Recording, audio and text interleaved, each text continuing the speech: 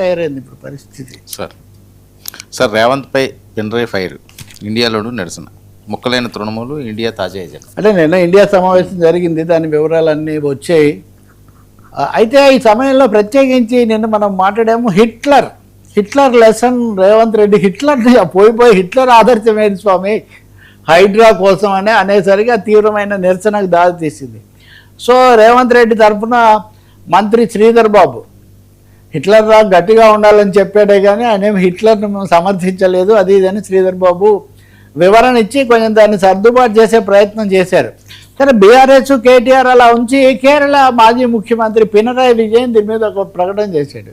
మీకు గుర్తుంటే రేవంత్ రెడ్డి ఎన్నికల ప్రచారం కోసం పోయి అక్కడ బీజేపీ కన్నా ఇతరుల కన్నా పినరయ్ విజయన్ మీద చాలా మాట్లాడడము, ఆయన మళ్ళీ కౌంటర్ ట్వీట్ చేయటం అది జరిగింది. సో పినరయ్ విజయన్ నిన్న రేవంత్లో నిజంగా ఫ్యాసిస్ట్ లక్షణాలు పుష్కలంగా ఉన్నాయి, అందుకనే ఇవన్నీ కూడా మాట్లాడుతున్నాడు, హిట్లర్ను తీసుకొని రావటం ఏంటి అన్న పద్ధతిలో ఆయన చాలా సూటిగా నిశితంగా ఒక ఇది ప్రకటన చేశారు ఆయన. దీనికి తగినట్టే ఇండియా సమావేశం జరిగినప్పుడు కూడా డిఎంకే వాళ్ళంటే మమ్మల్ని వదిలేసి వెళ్ళిపోయారు, అర్ధంతరంగా మేము రావట్లేదని వాళ్ళు దూరం అయ్యారు. కానీ సిపిఎం వాళ్ళు ఇండియాలో భాగంగా లేరు, కానీ ఇండియాతో కోఆర్డినేటెడ్గా సమన్వయంతో ఉంటారు. ఆ పార్టీ తరఫున ఆ పార్టీ ప్రధాన కార్యదర్శి ఎంఏ బేబీ లేఖ రాశారు.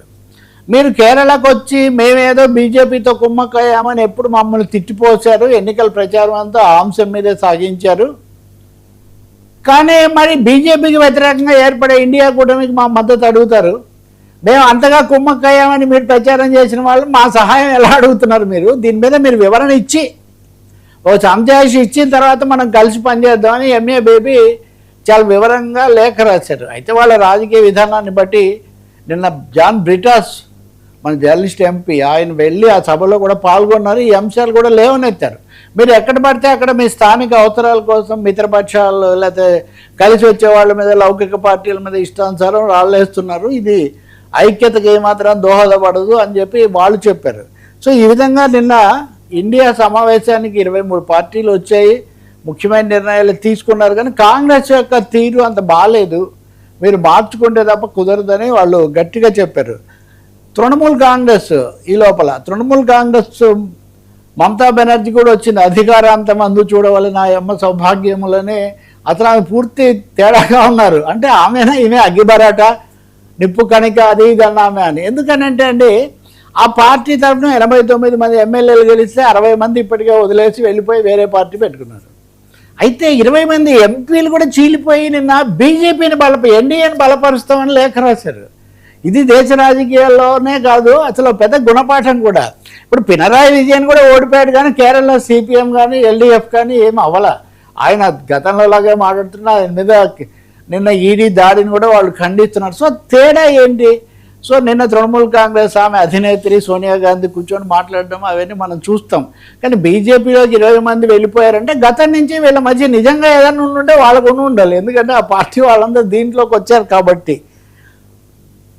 తృణమూల్ కాంగ్రెస్ కథ అది ఆప్ కూడా కొంచెం అసంతృప్తిగానే ఉంది కాంగ్రెస్ మీద. వాళ్ళు కూడా ఢిల్లీలో సరైన విధానం అనుసరించలేదని ఎటకేలకు ఇండియా సమావేశం జరిగాక ఒక తీర్మానం చేశారు, ఈ సర్ అనేది ఉపయోగించి మీరు ఎన్నికల్లో మాయాజాలం చేస్తున్నారు ప్రత్యర్థులను ఓడించడానికి, ఈ విషయం మేము భారత ప్రధాన న్యాయమూర్తికి లేఖ రాయాలి అని ఇండియా కూటమి నిర్ణయించింది. అలాగే నీట్, ఈ సిబిఎస్ఈ, ఈ అవకతవకలు వీటన్నిటి మీద.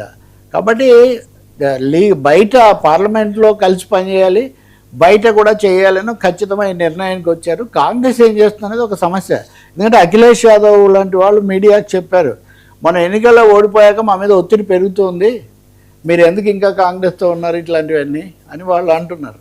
సో దేశ రాజకీయాల్లో రెండో కూటమి ఈ విధంగా.